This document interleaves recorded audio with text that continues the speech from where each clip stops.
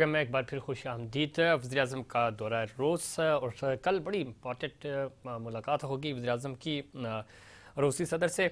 منور مرزا صاحب، اس میں جو ہمارے پاس ایجنڈا آیا ہے اب تک، جو جن ٹاپکس پہ بات ہوگی، اس میں جہاں ہم نے افغانستان کی صورتحال، روس سے تجارتی تعلقات اور ساتھ ہی ساتھ اسلامو فوبیا کے حوالے سے خاص طور پہ ڈسکشن ہوگی، بات چیت ہوگی۔ کس طرح دیکھتے ہیں اسلامو فوبیا، اور خاص طور پہ جب ہم ہندو انتہا پسندی کی بات کرتے ہیں، یہاں سے جس طرح کے بیانات آتے ہیں، اس ملاقات میں اس پوائنٹ کو اس ایجنڈے میں رکھا گیا ہے، کس طرح دیکھتے ہیں اس معاملے کو؟ یقینی بات ہے، روس کے صدر نے ایسا کیا تھا کہ جب یہ اسلامی فوبیا کے اوپر ہمارے وزیر اعظم عمران خان نے بیانات دیے تھے اور انہوں نے کہا کہ میں خود ذاتی طور پر ان سے آگے بڑھاؤں گا، تو انہوں نے اس کے اوپر کیا کہا تھا کہ اسلامی فوبیا جو ہے انہوں نے کنڈیم کیا تھا ویسٹ کو، اور انہوں نے کہا تھا کہ یہ بالکل غلط ہے اور یہ مسلمانوں کے ساتھ بڑی زیادتی ہے، اور یہ بالکل انہوں نے صحیح کہا تھا۔ رشیا کا جو یہ سٹینڈ ہے یہ بہت اچھا ہے، ہمارا بھی وہی سٹینڈ ہے جو رشیا نے لیا، تو اس لیے ہم اسے بہت اپریشیٹ کرتے ہیں کہ انہوں نے اسلامی فوبیا کے اوپر جو مسلمانوں کا یعنی من حیث القوم جو سٹینڈ ہے، سارے مسلمانوں کا یہ سٹینڈ ہے، اس کے میں انہوں نے ہمارا سپورٹ کیا، اور اس پہ وزیر اعظم عمران خان نے خاص طور پہ یہ کہا تھا کہ میں اسے پرسنلی دوں گا، تو اس پہ مطلب یہ کہ یقینی بات ہے جو بات ہوگی اس میں ہم تقریباً ہم اور وہ ایک ہی پیج پہ ہوں گے، وہ بھی ویسٹ کو کنڈیم کریں گے، اور یقینی بات ہے اس وقت جو ویسٹ کے ساتھ ان کی وہ چل رہی ہے تو اس کے اندر وہ ان کی کنڈیم کرنے کی شدت بھی شاید تھوڑی سی زیادہ ہوگی، تو ہم اس سے فائدہ اٹھا سکتے ہیں۔ لیکن جو بات آپ نے کہی نا ابھی کہ جو ہمارے کو جو چیز کرنی چاہیے وہ ہے ٹھوس دو طرفہ تعلقات کو آگے بڑھانا، اور اس کے اندر ٹریڈ کو۔ آپ کو یاد، آپ نے دیکھا جب جو انٹرویو کیا ہے انہوں نے وزیر اعظم نے رشین RT ٹیلی ویژن کو، ہے نا، اس کے اندر جو انہوں نے بات کی، انہوں نے کہا پاکستان کسی بلاک کا حصہ نہیں بننا چاہتا۔ صحیح۔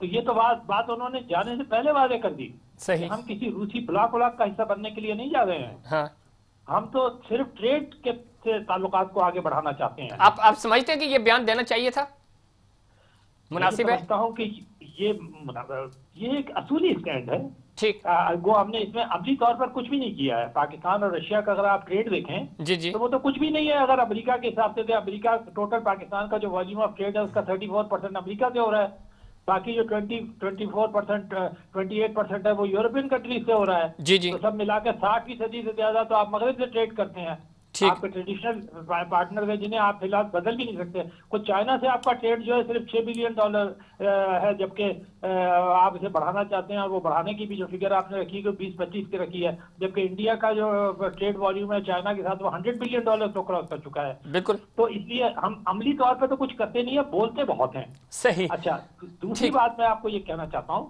کہ جو اسلامی فوبیا سے بھی متعلق ہے، تو اگر ہم کوئی اس قسم کی کسی وہ اس میں ہیں، میں کہتا ہوں کہ سوچ میں ہے، ہمارے دماغ میں تصور ہے کہ رشیا جو ہے وہ مسلمان ملکوں کو سپورٹ کرے گا، تو یہ مجھے بہت مشکل لگتا ہے، اس لیے کہ دیکھیے پیوٹن کا تو ایجنڈا ہی ایک ہے۔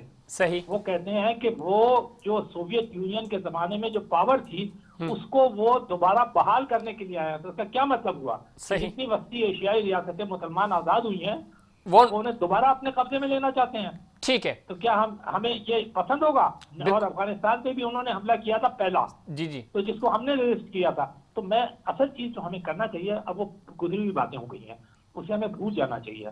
رشیا کو بھی جس چیز کی ضرورت ہے وہ اقتصادی مضبوطی کی ضرورت ہے، میں نے آپ کو کہا نا کہ وہ بھی جس چیز سے اور بھرپور اپنے تعلقات بنانے ہوں گے، لابنگ ہمیں اسٹرانگ کرنی ہوگی جو کہ بہت کمزور ہے۔ لابنگ تو ہماری ہے ہی نہیں، وہ جو آپ لابنگ کا ذکر کرتے ہیں نا، وہ اتنی ہوتی ہے کہ یہ جو 2-4 دن ہمارا دورہ ہوتا ہے نا، وہ اس کے اندر ہم کھانا پینا مل جائے، جذباتی بیانات وغیرہ دیتے ہیں، خود کے بہت سارے دوروں پر اس کے بعد بھول جاتے ہیں۔ ٹھیک ہے مرزا صاحب، میں آؤں گا آپ کی طرف۔ فرقان اسد صاحب، آپ کچھ ایڈ کرنا چاہ رہے تھے؟ میں مرزا صاحب کے پہلے پارٹ سے تو ایگری ہوں جو انہوں نے کہا کہ پیوٹن سے ہمیں یہ امید نہیں رکھنی چاہیے کہ وہ مسلمانوں کے لیے کوئی فیوریبل بات کر دے اگر کوئی ایویں زبانی کلامی بقیہ۔ دوسرے پارٹ سے میں ڈس ایگری کروں گا۔ دیکھیں، پیوٹن ایک نظریے پہ کھڑا ہے، صحیح، اور وہ نظریہ کیا ہے؟ وہ کمیونزم کا ایک پورا نظریہ ہے، USSR والا، کہ میں یہ تمام علاقے جو آزاد ہوئے ہیں، مسلمانوں کے سو کالڈ آزاد علاقے جنہیں میں آزاد نہیں مانتا، وہ سب امریکن بلاک کا حصہ بن گئے، رشین بلاک سے نکل کے امریکن بلاک کا حصہ بن گئے۔ دیکھیں، ایک بات سمجھنی پڑے گی، پیوٹن کون ہے؟ پیوٹن مودی کا یار ہے، پیوٹن مودی کا بھائی ہے۔ یہ دونوں نظریاتی طور پہ ایک ہی ہیں. ایون یہ بات سوچنا کہ مسلمانوں کے ساتھ زیادتی ہے, یہ عمران خان صاحب پیوٹن کو یہ جا کے بات کر رہے ہیں کہ جی اسلام فوبیا کے بارے میں آپ کی کیا رائے ہو. بھائی پیوٹن تو خود مسلمانوں کا سب سے بڑا قاتل ہے. پیوٹن نے پورے رشیا میں اور سراؤنڈنگ کی اسلامک اسٹیٹس میں جو کہ جہاد کی بات نہیں کرتی حزب التحریر والے, ان پہ پابندیاں لگوائی ہیں پکڑ پکڑ کے, جو صرف خلافت کی بات کرتے ہیں. ابھی پیوٹن نے ایک چیز بڑی اچھی بات کی آپ نے بات کرنے والوں کو پوری دنیا میں پابندی لگواؤ. اس سے اچھا کیا ہوگا کہ وہ شخص جو دشمن ہے صحیح معنوں میں, جو جس طرح مرزا صاحب بھی بتا رہے تھے, وہ ظاہر ہے وہ دوبارہ ریاستیں کو اکٹھا کر کے ایک طاقت بنانا چاہ رہے ہیں. ان سب چیزوں کے باوجود اگر لوگ تعریف کریں کہ وہ دیکھیں اسلامی فوبیا کے والے سے پاکستان کے ساتھ کھڑا ہے, یہی تو ڈپلومیسی ہے کہ آپ کے اپنے مفادات, آپ کے اپنے ایجنڈا ٹارگٹ الگ ہوتے ہیں, دنیا کو کچھ اور دکھاتے ہیں, اور جب ماحول بنا ہوتا ہے, ماحول گرم ہوتا ہے, اس وقت آپ اپنے آپ کو کیش کرواتے ہیں. ہم افغان وار میں ہم نے جنگیں اپنی قربانیاں دی, کیا ہم کیش کروا پائے اپنے؟ ہم امریکہ کا ساتھ دیا, کیا ہم نے اپنے آپ کو کیش کروایا؟ تو ہم کیوں کیش نہیں کروا پاتے پھر؟ مگر میں یہی تو رو رہا ہوں, ہم کیوں کیش کروائیں؟ دیکھیں ہمارا کام کیوں نہ کروائیں, پھر ہمیں فائدہ تو اٹھانا ہے نا. لیکن سر میں کیا کہہ رہا ہوں, دیکھیں کیش پیسے تو روڈ پہ کھڑا ہوا بھکاری بھی لیتا ہے. نہیں, کیش سے مراد یہ نہیں, کیش سے مراد ہمیں ذاتی طور پہ کسی بھی لحاظ سے فائدہ تو ہو نا. میرا رونا کیا ہے, دیکھیں ابھی ہم اپنی بات کر رہے تھے جی ڈی پی کی یا ہمارے ٹوٹل ٹرن اوور کی, چاہے وہ رشیا کے ساتھ ہو چاہے وہ امریکہ کے ساتھ ہو. ہمارے ٹوٹل قرضے جتنا پیسہ نا, وہ کس نے طلاق دی ہے, وہ کیا نام ہے اس کا, بل گیٹس نے ملنگا کو طلاق دی ہے نا, اتنے پیسے مل گئے. سالہ 250 ملین کی آبادی اور اس سے زیادہ پیسے اس عورت کو مل گئے خالی طلاق کے. دیکھیں بات کو سمجھیں, نہ ہمارے اوپر قرضہ کوئی بڑا ہے, نہ ہمارے اکنامکس کا سائز کوئی بڑا ہے. جتنا بڑا ہمارا ٹرن اوور ہے نا, اتنا انڈیا کے ایک صوبے کا ہے. تو ڈرے وہ جس کی جیب میں مال ہو. ہماری جیب میں مال نہیں ہے, ہماری جیب میں نظریہ ہے, ہمارے پاس نظریہ ہے. ہم اس نظریے سے پوری دنیا کو ڈرا سکتے ہیں. وقت کم ہے, نظریہ ہے آپ کے پاس. پرائم منسٹر نے اسی انٹرویو میں کہا, جس کا ذکر جناب مرزا صاحب نے کیا, مودی کو انہوں نے للکارا, انہوں نے کہا مناظرہ کریں, چیلنج کرتا ہوں, آئیں مجھ سے بات کریں. دیکھیں اس کی مثال ایسی ہے کہ اللہ کے نبی صلی اللہ علیہ وسلم فتح مکہ سے پہلے ابو جہل کو مناظرے کا چیلنج کر دیتے. وہ اللہ اور اس کے رسول کے ماننے والے مناظروں سے مسئلے حل کرتے ہیں. اللہ اور اس کے رسول کے ماننے والے تو آگے بڑھتے ہیں اور اعلان کرتے ہیں ہمارے اپنے مظلوم ماؤں بہنوں کے لیے.